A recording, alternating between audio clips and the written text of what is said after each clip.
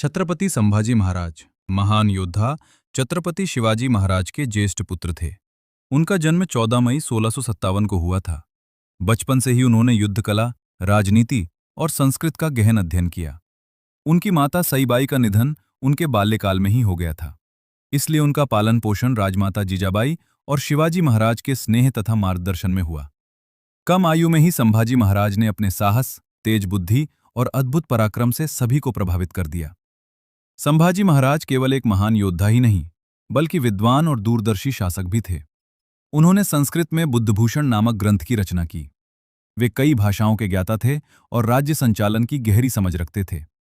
सन 1680 में शिवाजी महाराज के स्वर्गवास के बाद उन्होंने मराठा साम्राज्य की बागडोर संभाली। उस समय मुगल सम्राट औरंगजेब दक्षिण भारत में अपना आधिपत्य स्थापित करना चाहता था।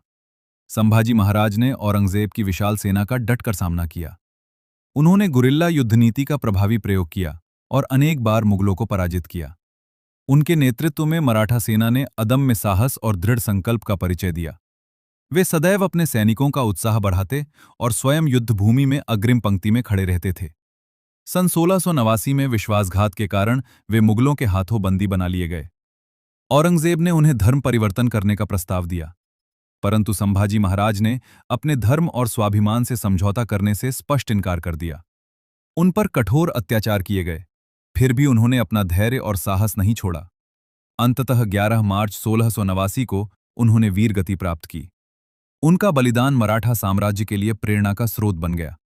छत्रपति संभाजी महाराज का जीवन हमें ये संदेश देता है कि सच्चा वीर वही है जो कठिन से कठिन परिस्थितियों में भी अपने सिद्धांतों और धर्म पर अडिग रहे।